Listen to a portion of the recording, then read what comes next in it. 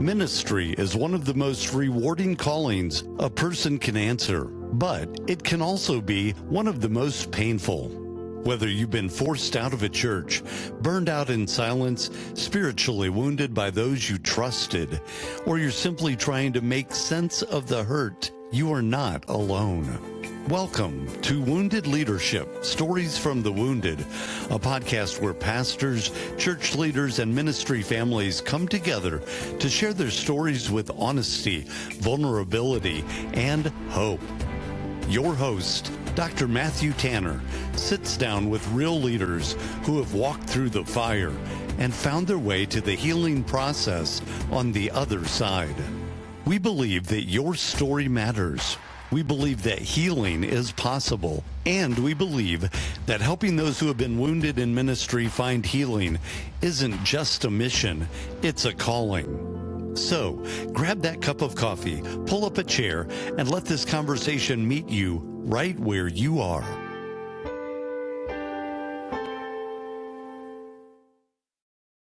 Welcome to Wounded Leadership Stories from the Wounded. I'm excited about today's guest, Laura Howe from Hope Made Strong. Laura, we met, I think, first time briefly in Louisiana. I know, not Louisiana. Where did that? LA, not Yes, Louisiana. LA. See, that's why I should script it. We met in LA at the Common Table Collaborative initially, and then we met again in Houston. And you were so gracious to sit down and coach me on a lot of different things. And I know you've got a story. So, Laura, I want you to introduce yourself, and then we want to hear your story. Oh my goodness. Well, Matthew, thank you so much for this invitation. I'm excited to be on the podcast. I don't think we talk enough about our stories, and we only see the shiny things of people's lives, the Instagram worthy things, but we all know anyone who's been in caregiving or leadership knows those shiny things came from a lot of hard work and some woundedness. So Absolutely. yeah, happy to be here. I am a mom of 2 teenage girls, so y'all can pray for me. And I'm in the same boat. man, Absolute it's an same boat. adventure. There are some high highs and some low lows, but man, it's a beautiful journey, let me tell you. I live in Canada and I lead Hope Made Strong, which is an organization that really comes along churches and helps them develop care ministry that is sustainable, that is strategic, that is hope-filled, that doesn't burn out your teams. We don't want to re-traumatize everyone. Right. And you're going to hear as we get into this podcast, I am sure, my story of how I got there. But my training and where my story kind of started is as a social worker in my home community serving the marginalized. Wow. So, as you know, we kind of talked about before we went live, this is just the unscripted story. So you start us off on your story in your where you became wounded, and then we're going to see how God is working on healing you. So, Yeah, I'm going to bring some context to the sure. story. And I grew up in we'll say a Baptist church, maybe a non-denom. I don't know what you want to call it. There's different denominations everywhere, Right. but more on the conservative side. And I've had a bit of a reputation of being a little bit bossy, having lots of opinions, being a delegator, always seeing the gaps in things. And Yeah. as a woman in a Christian environment, that has not always been welcomed or embraced or encouraged. And so Sure. as I was growing up and thinking about career and, okay, God, what do you have for me? I felt like I really had a handful of options. And my options were, was I going to be a teacher? And I was like, no, I do not like other people's children. Am I going to be a nurse? No, I do not like the insides of people. That's gross. Keep it there, please. Do I going to be a missionary? And I was like, I am way too high maintenance for a missionary. So that doesn't work. I never felt the call to ministry per se. And so I was kind of left with social worker. I knew I wanted to help people. And I knew I wanted to impact my community. And so I went to school as a social worker and returned home for a boy. I met my husband while in university, but he lived back at home and started attending the church that I grew up in while I was away. So came back, we got married, had kids, and I started working at our community mental health clinic, serving those with serious mental illness, addictions, crisis, case management, and counseling, walk-in Sure. counseling. Sure. And I did that for, gosh, solid 10 years. Just day in, day out, different roles within the organization. And what Sure. I was finding is that some of my colleagues were phenomenal at that job. Like they're the type of people that can walk into the room and like know and sense and feel what is happening. Me, not so much. I am completely oblivious. And therefore I had to get really good at body language and verbal cues and Sure. all of these things. In fact, I was so poor at this is that I got pulled into my supervisor's office within the first 2 years or 3 years of working. And my supervisor's like, "So I got a call from another client of yours who's requesting a new social worker, a new counselor. I need to tell you, Laura, that you have the highest rate of getting fired by clients. What's that That's about?" And I was like, "Good golly, I well, had I had what a lot happened? to learn." Like, what happened was, My gosh. wow. Yeah, and so there was this learning curve that I had to do of how to show up without my opinions, without my ideas. No good counselor gives opinions. Can we just say that? If you are Right. going to a therapist or a counselor and they're sharing their opinion with you, that is outside of the scope or outside the boundaries. So Sure. I had a lot to learn as a caregiver in this capacity. And by about year 10 or 12, I had in Canada, we had a lot of newcomers, refugees and individuals, Syrian, Afghani, and beautiful, wonderful people it was wonderful to have them as part of my community. But what we found is they had a lot of stories of suffering and trauma. And Sure. so my caseload was heavy, heavy trauma, war, refugee suffering trauma. And so day in and day out, we're just swimming in the suffering of people, just swimming in it all day. And there's Yeah. only so much. I was really good at compartmentalizing my work, where at work, these were the stories, at home, just box it up. I know that's tendency for males, Yeah. but I think it's a personality tendency as well, where I can box that in this category and I can box this in that category. But what I was finding is that it was starting the vicarious trauma, the compassion fatigue, the burnout was starting to like seep through the cracks into every single piece of my life. Sure. Physically, emotionally, relationally, and my marriage as a mom of young children at that time. And I was really struggling Mm. during that point. Mhm. Yeah. Mhm.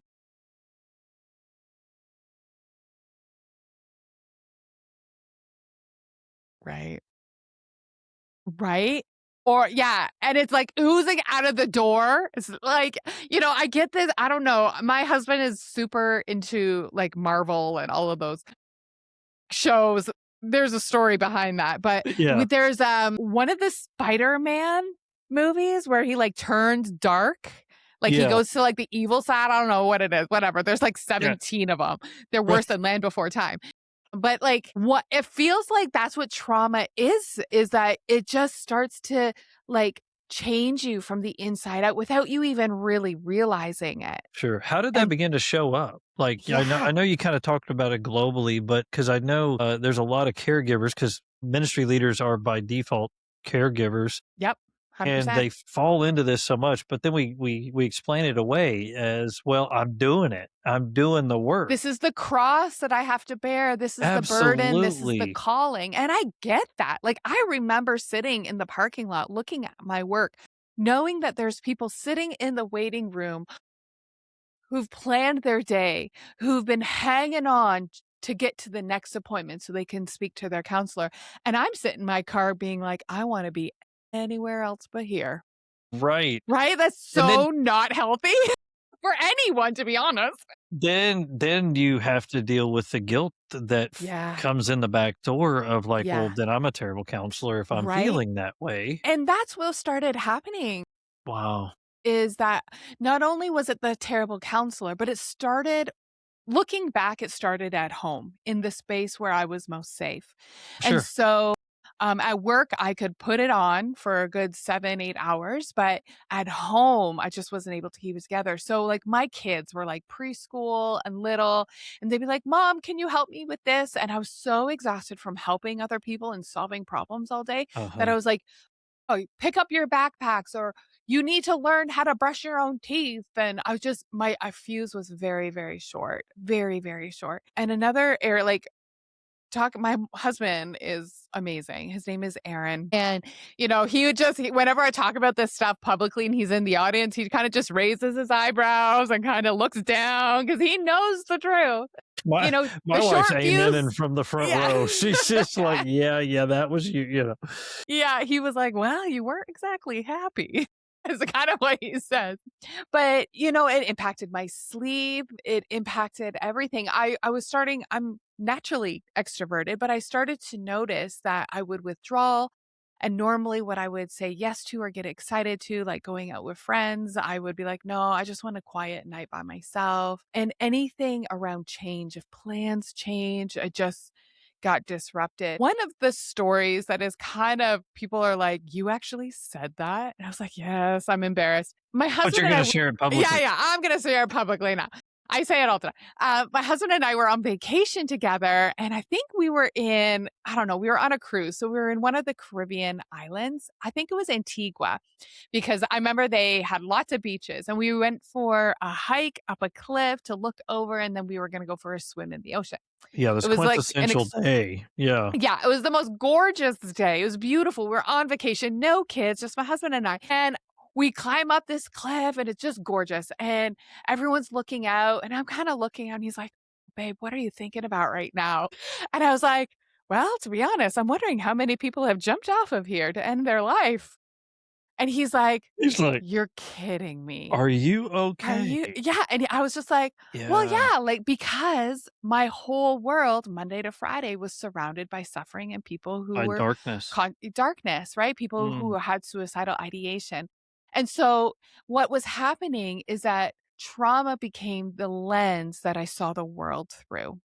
And wow. at home, it showed up. That's vicarious trauma, compassion fatigue, right? It showed up at Sure. home, but I didn't realize it until it showed up at so there was a senior woman who had experienced lots of trauma in her life. And she told me that she's like, "Hey, I showed up for her appointment. We've been talking through this and da, da, da, da." But she never really shared anything. And we were talking about coping and stress relief and how to help sleep and all like just the light, fluffy surface stuff. Yeah, Although there is some deep, deep sorrow there.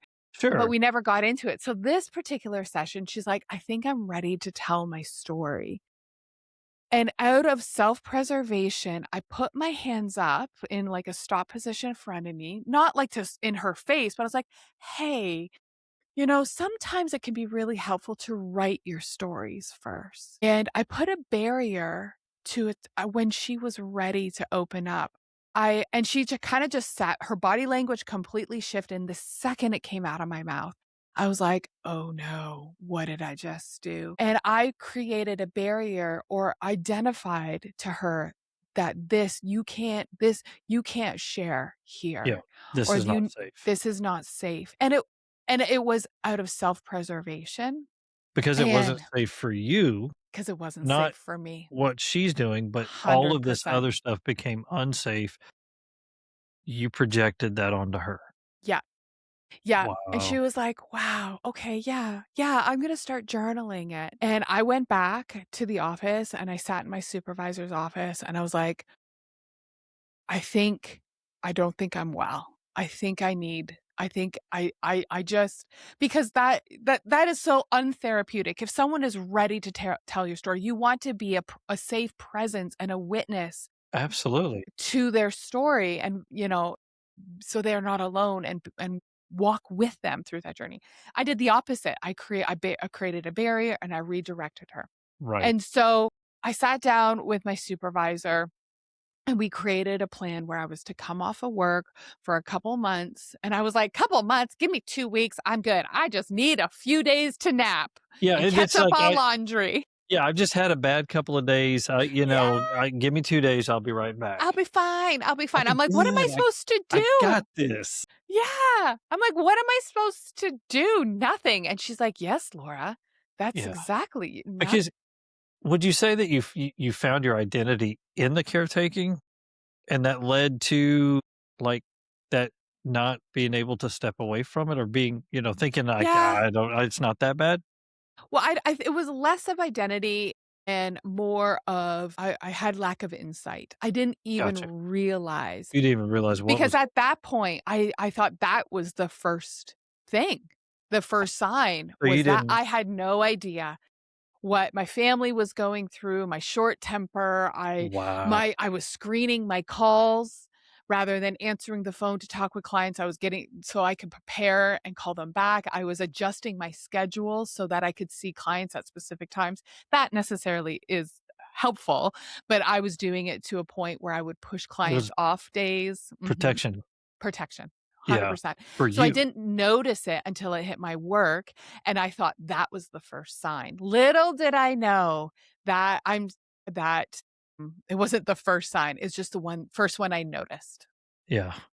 Yeah, So yeah. so when did you begin? I mean, tell me about the process of, like, the discovery, because now you're taking this time off, you think it's just gonna be a couple of days. I'm gonna guess that it was more than a couple of days. It was a lot more than a couple days.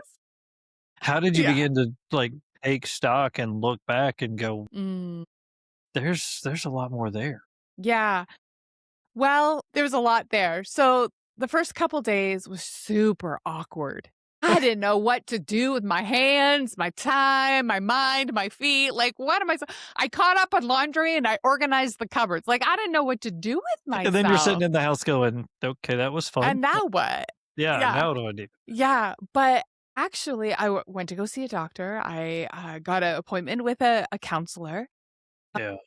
And the doctor said, okay, 2 weeks. And I was like, 2 weeks? Come on. It's already been 4 days. And so, okay, 2 weeks started. And what I found out during those 2 weeks is the wave of everything, all the things hit at the same time. What was So that like? it was awful. I thought it was awful. Like I got the flu, cold sores broke out all So your over like my body mouth just and showed face. up. I mean, Mhm. An started keeping old back injury flared up.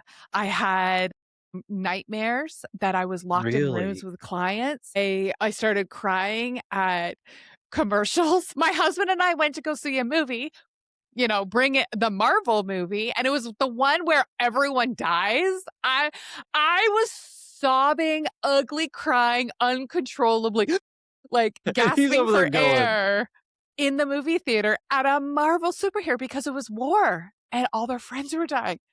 And that's exactly the stories I was hearing. "Wow." And it just hit me like a ton of bricks. And I go Yeah. back to the doctor and I'm like, I don't know if 2 weeks is enough. I am unwell in I every am shape not and good. form. I'm not good. And I pride myself on leading and being strong. I grew up, I'll talk about another podcast, but I grew up in a family where I had to be very self sufficient. We were very poor and had to work when I was young and take care of younger siblings. So self sufficiency is very much more my identity than Right. caregiving. Yeah. Sure. And so it was a terrible first 3 weeks, 4 weeks off. In the Yeah. end, I was off for 2 months Wow. and then went back part-time for 2 weeks and then went back three-quarter time for 2 weeks and And then step back full-time. in. Yeah. Mhm, mhm, I've mhm. often told people that if you don't unpack these things, it will unpack it for you. Oh, it's gonna show up and hit you across the face. Sure. Yeah, but I was squishing it down. Oh, sure. It's like pushing a beach ball down in the pool, and that's what I was doing, and it was fine when I was fully focused on just keeping it down, but the moment that I released a hand or was told to rest or I didn't have something distracting me, like, it just popped right up out of the pool flying high, Sure. and so I felt at that time like I was disqualified from being a caregiver, that Yeah, yeah. yeah, let's kinda hone in on that part of the journey because this happens all the time. Whenever Mhm. you reach this point, wounding, burnout, all the different things, the first thing that we go to is, "Well, now I'm disqualified." Yes. Like, what Yeah. why? Talk about that. Well, I Like started to notice through counseling and through self-reflection and journaling that there were signs and symptoms all over the place. And so sure, the guilt, the shame, the embarrassment of I'm a terrible mother. I was, short fused and yelling at my kids and they I'm just gonna wanted I'm gonna ruin help. my I'm kids. I'm Yeah. gonna ruin start the counseling, savings plan for them. They need therapy when they're older because of me, Get you their know. counselor on Yeah. retainer because 'cause they're gonna Yeah. need it. There we go. I was not a great partner and a compassionate companion to my husband. I was a very absent friend. All of these areas where I just was like, "Oh my goodness, I feel disqualified."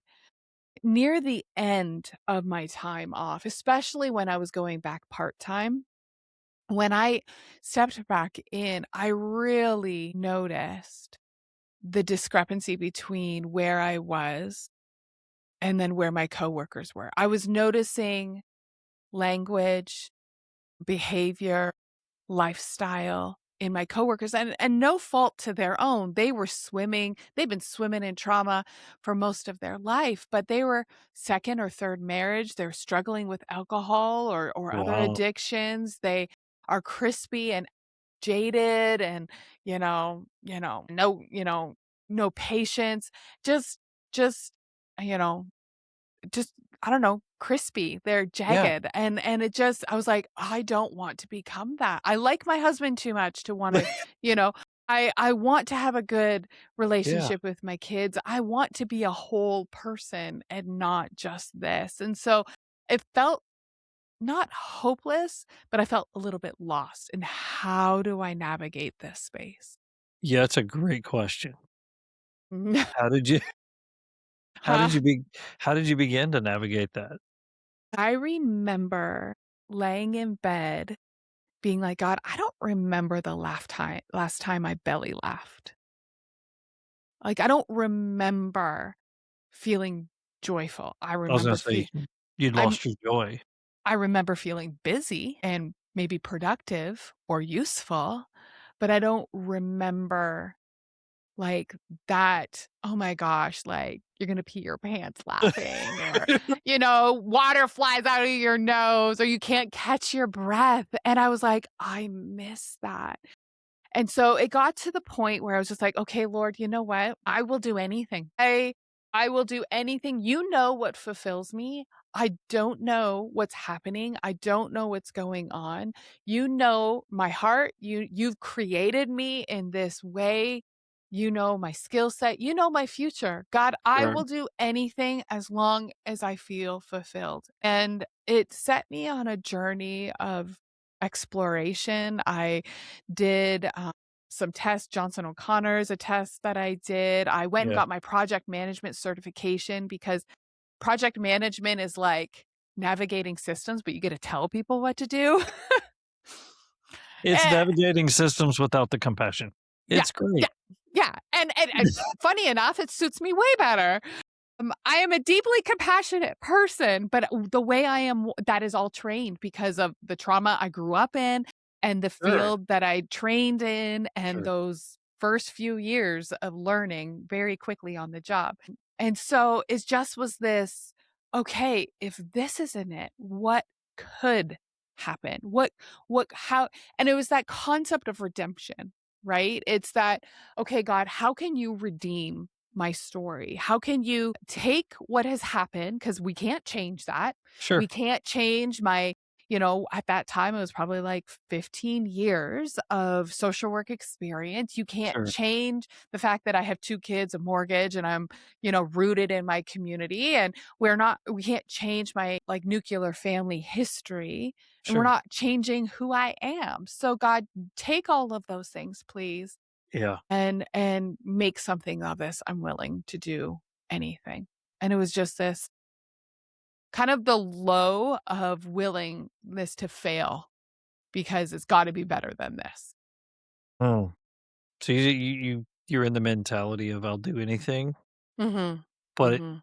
yet it still needs to fulfill.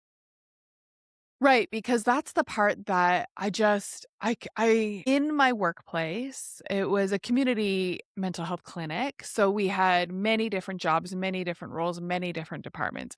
I am Sure. fairly certain that I've had the most positions in that. So, I was a walk-in counseling, I was housing, I was addictions, I was peer support, I was a team leader, I was crisis, I was, all over the place because I was always Right. like, "Ooh, let me try this," and because nothing seemed to fit. I just could struggled with finding this fit, and I just should not, that's not the right thing to say, is had I taken these discovery assessments earlier, I Yeah, probably would not have gone into the field of social work sure. just because the way I'm wired and the way my brain thinks. Yeah, But it was one of those things that you redeemed this, Lord. You know me.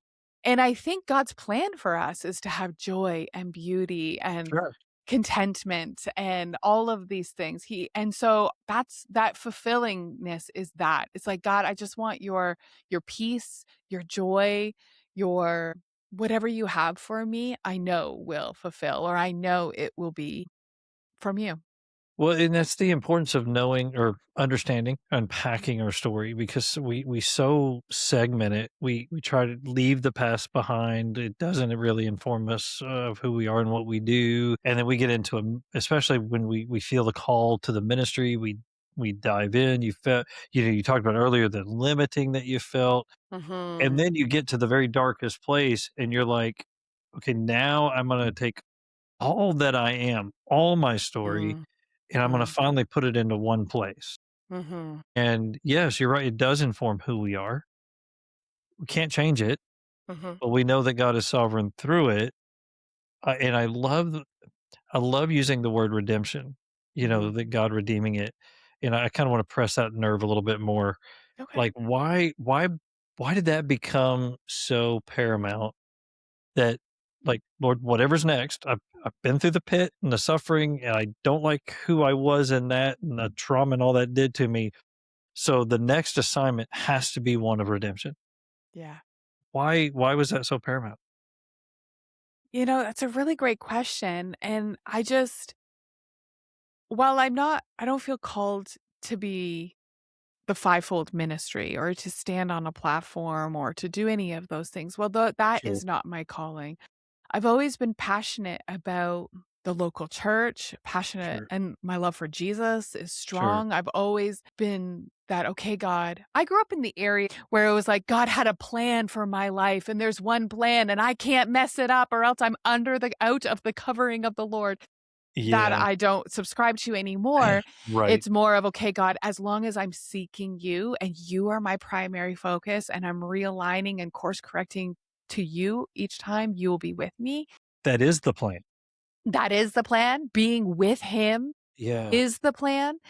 And I think that pressure of being and doing was just released. And it's like, okay, I don't need to do. I just yeah, need to wherever you're leading. If it's back at the old job, help me do it in a way that's healthy. If it's sure. something new, help me do it in a way that's healthy. Whatever I do, Lord, let it provide peace, joy, blessing, and be honoring to you Yeah. and build the kingdom. So would you say your identity changed from what you did or what your calling was? And I see this so much in those that have been wounded in some facet of the calling. Your identity becomes less of what you do, and it's more about just the relationship Mm. with the Lord. Yeah, I don't think I had the language at the time, but I think Sure. the sense of surrender, Right. it was definitely there of like, I don't care what I do. At this point, I could serve coffee, I could welcome people at a store, I could do anything because if my needs are met, like my bills are paid and I find peace and joy and contentment in the Lord, Yeah. great. right? I kind of was that nothing is worth my health. Nothing is Wow. worth my relationship with Christ, or nothing is worth my relationship with my family. And so I'm wherever you want, Lord. And it just, the priorities shifted. It's not about accomplishing something or being helpful to others. Yeah. It's more about balancing that health and staying in So that space. even your caregiving for others is focused more on the relationship with Christ, What do you mean by or that? working through, like, not being the rescuer yourself, but just leading them to the rescuer type thing. Does Yeah. that make sense? Yeah, and when I was working, the context of which I am working in Canada is in a secular role. So that Sure. was That's never a different. Okay. function of That's it. sure. That makes sense. It was more of a, like, if someone came in, like a couple people came in, and I would always ask, do you have a faith, or are you a faith Sure. person or a Yeah. faithful I person, missed, spirit? yeah. Somehow I And missed the yeah, category. yeah. Yeah, and so if they said yes, I would always lean into that. Sure. And But even yeah. from your internal motivation changed. Would that be true? Right. It's true, but I felt it leaning away from caregiving. Wow. Okay. Yeah, So so how did that go? well, that's where Hope Made Strong came from.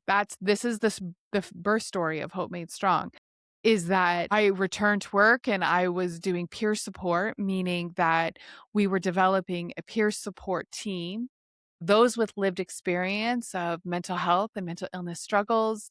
Sure. We're starting to work and do client care and work in a professional capacity in clinical settings and hospitals and clinics and in the community. And I was developing the training and supervising and supporting that Yeah. peer support team.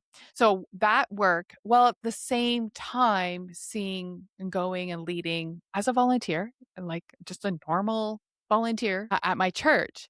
Sure. And so what I was starting to notice is that what we were trying to manufacture in the community happens organically in the church. And put in my willingness to fail, my willingness to try anything, my story of lived experience, and this observation around peer support and how the church actually organically and are specialists and are called to be community and support one another, and like the whole concept of equipping the saints to care for one another, Sure. that whole concept is absolutely transformational for people's well-being.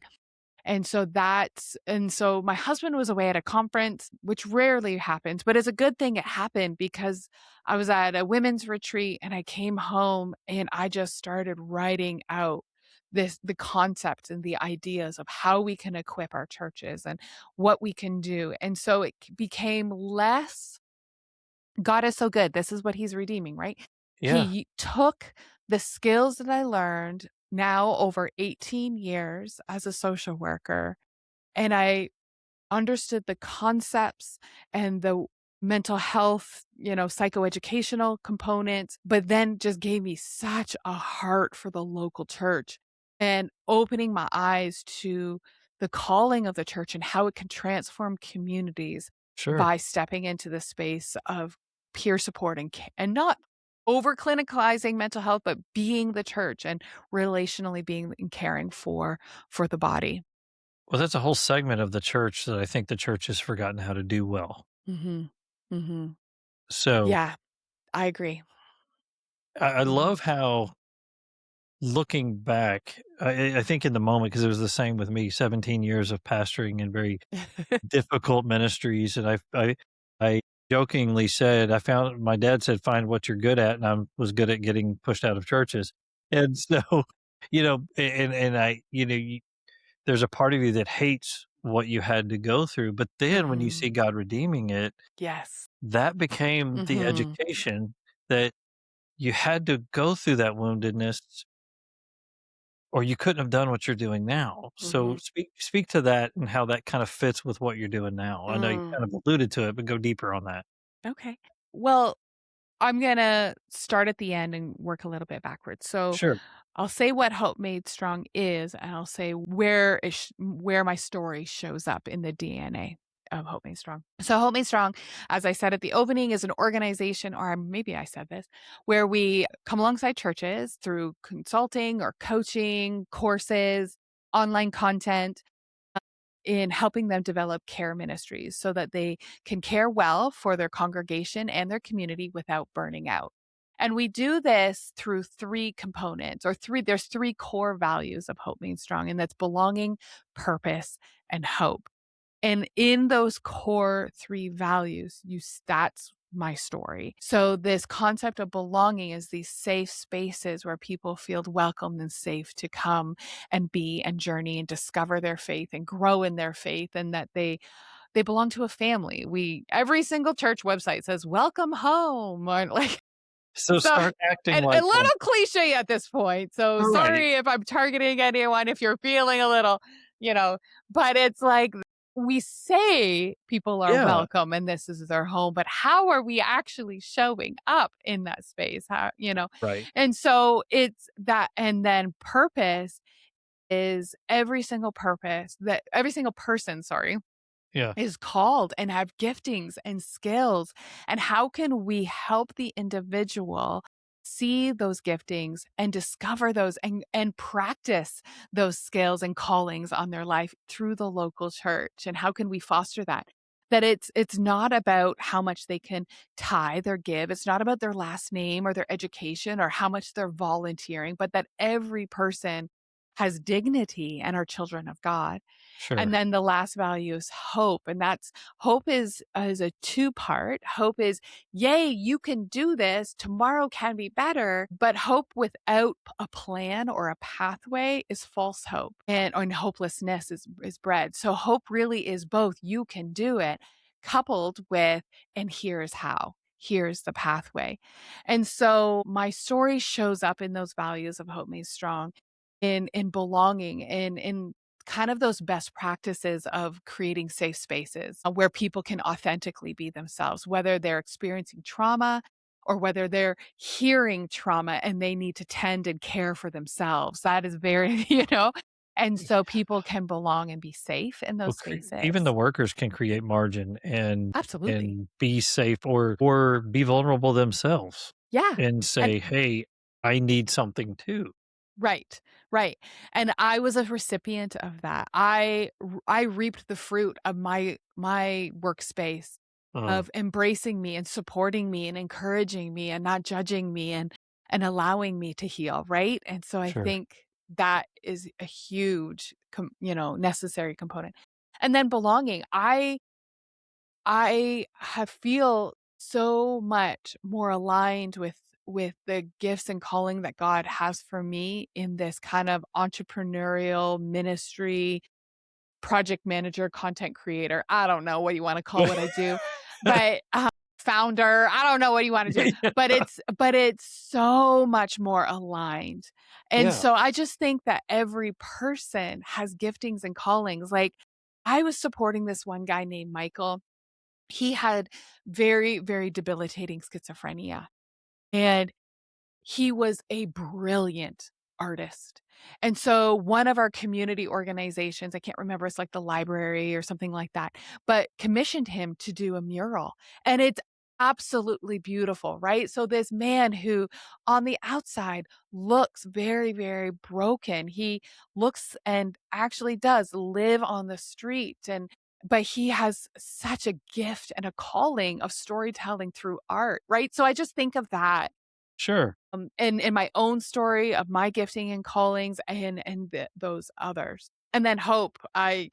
You know, I'm a systems person, hence the project management. So Yeah. the hope of storytelling, I'm preaching to the choir here, but like storytelling is so powerful. It is hearing that if this person can do it, so can I.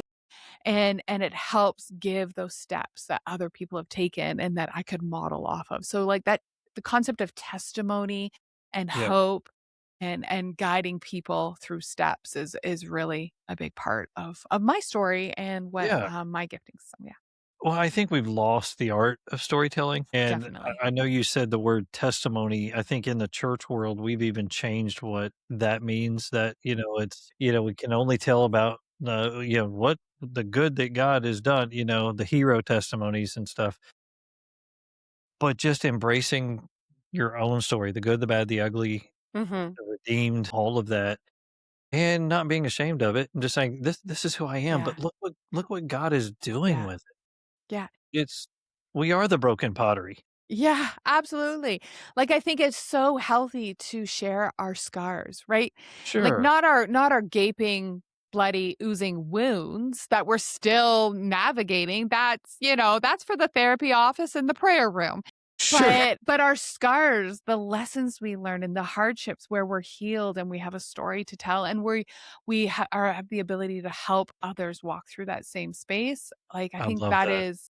that is definitely a gift that we don't Yeah. utilize in our communities often. I love that because scars imply that some healing has taken place. Yeah, it doesn't hurt anymore. It's not infected, right?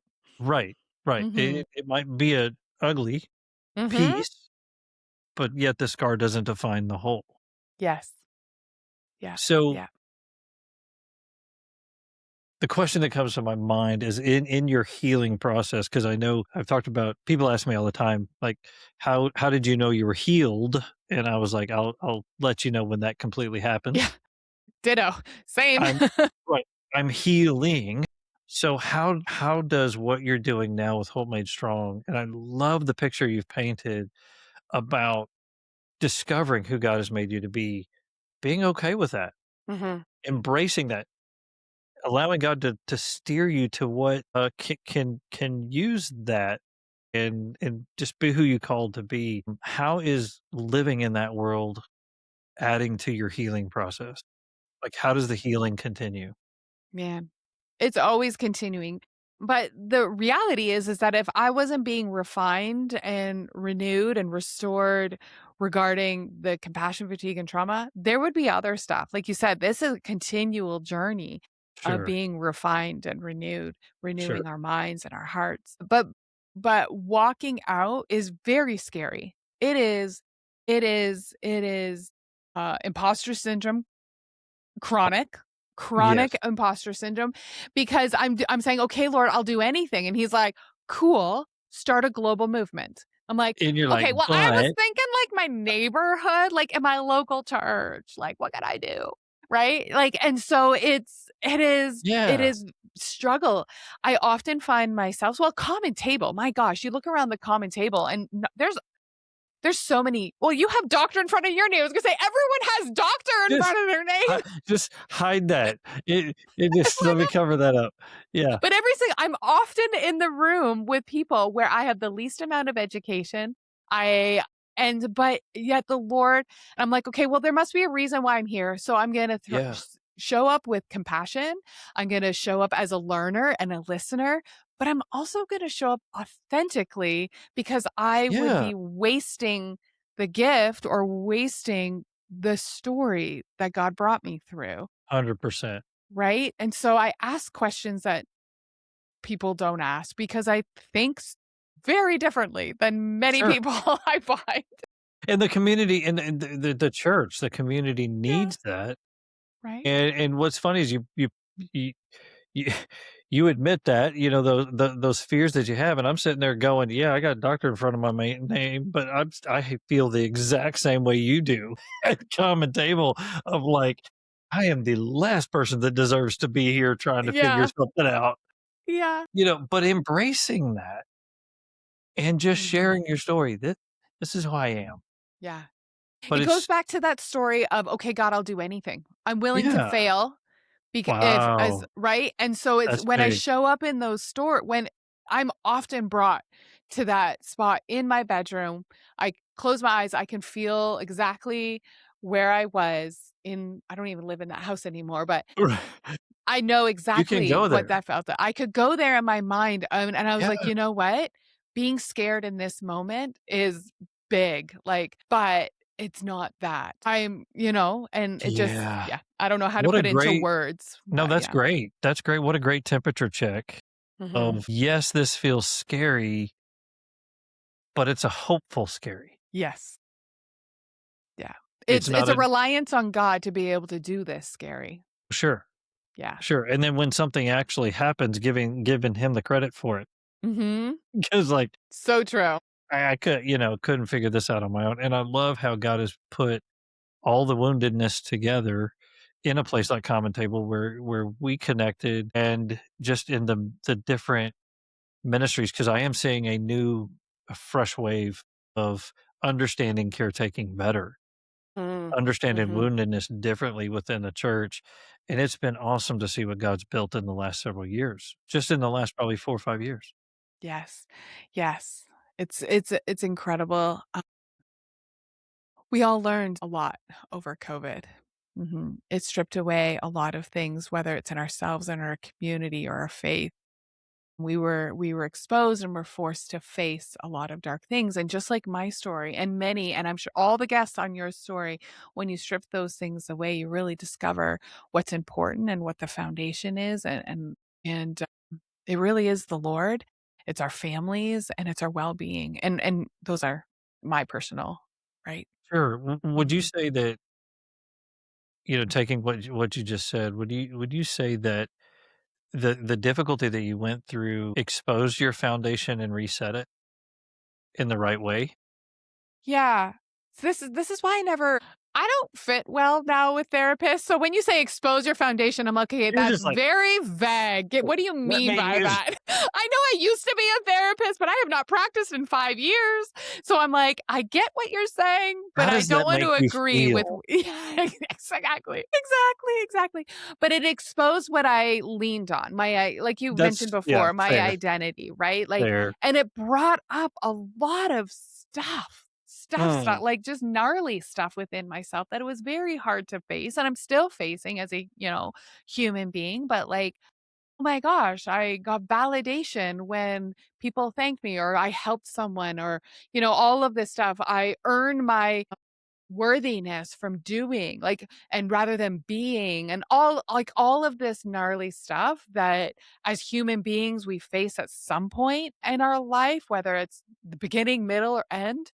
yeah, And it's only the Lord that does that in such gracious, kind, compassionate way, sure, and he has patience. I often say, "God, you are so patient with me to be able to walk with me through this stuff." sure. Mhm. So many I know I end every single one of these the same way of like there's so much more on my mind and thoughts on my heart, but kind of to close it out a little bit, Mhm. to those that are listening that are absolutely identifying with what you're saying and how you're feeling and they're in that room at the other house that you talked Mm. about. What what's your encouragement to them to then start the journey that you are way up the mountain on? Always more to climb. I was gonna say, not that far up the mountain, friend. I wouldn't go that far. Man, I remember feeling defeated and unsure. Everything was shaken. My marriage, my parenting, my nuclear family, my Yeah, job, my yeah. health, everything felt shaken, and I didn't know what was sure. I didn't Wow. know. And so if you are feeling that, if you are feeling disqualified or unsure of your calling or your gift or your value that you contribute to your family or to your work, I just I want to encourage you that it is a hard journey, but it is so worth it. And God is a good God. And you are never outside or too far away from his love. And he will walk you through this bit by bit and slow and steady, not too fast, not too slow, but he's right with you, keeping pace with you. And that there's hope and there's compassion and there is life and joy on the other side of this. The things that I focused on to try to get well was self-care, not spin class and green smoothies because those are gross. Why would you eat that? And why do you want to sweat? I do not know. But Yeah. for me, self-care was eat, sleep, move. Yeah. Eat, sleep, move, connect. eat, sleep, move, connect. And every day I was like, okay, I need to eat good food at a real time at a table, not in my car or at my desk. I need to sleep, prioritize sleep, even though I wake up in the night and, struggle falling asleep and all of those things, prioritize sleep Sure. and movement every day, a walk, anything, and then connect with somebody, Yeah. anybody, doesn't matter. I And love that. those are the 4 things that over time fueled my physical body so that I could go on the journey. That's absolutely beautiful. And what a great, I just want to let that be what we end on and what we rest on, that encouragement, because I want that to be what the listeners hear. Laura, thank you so much for your story. And before we close out, how do they find more about you? We're going to put all the links Yeah. in the podcast, but how do they find you and get to know more about Hope Made Strong? HopeMadeStrong.org. Go there. You can find all the links. You can connect. I actually answer the email. So if you push connect and do it, it's going to me. Right. And then our Instagram, you can find the link on there. But just HopeMadeStrong.org. You'll find it all there. Laura, thanks so much for your story and your coaching to me, your help to me as I'm trying to figure all this out as well. I love your heart. I love your story, and I know it's going to identify with the listeners. So as we close, if you're listening to this and you're identifying with this, reach out to Hope Made Strong or get a hold of us at woundedleadership.com. We want you to embrace your story. We have a new piece that I'm excited about, the storytelling guide that will help walk you through how to unpack your story, where to get started, and how to embrace that, own that, because it is in that story you'll find healing. You'll find that at woundedleadership.com on the tab Tell Your Story. And you can even send that story to us. We pray over it, read over it. And if you're in the point where you want to even share that publicly, make sure you click that box and we'll get a hold of you. Thank you for listening, Laura. Thank you for being here. We're going to connect soon and we're going to do this again sometime. Yes, absolutely. My All pleasure. right. Thanks so much. Bye. Thank you for joining us today for Wounded Leadership, Stories from the Wounded. If today's conversation stirred something in you, whether it brought up your own pain, gave you language for what you've been carrying, or reminded you that someone else understands, we want you to know that this community is here for you. You don't have to navigate this alone. If you are a pastor, a church leader, or ministry family member who has been wounded, or if you know someone who is, I want to encourage you to take the next step. Visit woundedleadership.com, where you'll find resources, biblical counseling, and a community dedicated to one thing: helping those who have been wounded in ministry find healing. And if you have a story of your own, we would love to hear it. Head to woundedleadership.com and click Tell Your Story. Your story could be the lifeline someone else needs to hear. If this podcast has meant something to you, please take a moment to leave us a review, share this episode with someone who needs it, and follow us wherever you listen to podcasts. As Martin Luther once wrote, this life is not health, but healing, not being, but becoming. The process is not yet finished, but it is going on. That is our prayer for every leader who listens to this podcast, because healing is a journey, not a destination. Keep going. This is Wounded Leadership, Stories from the Wounded.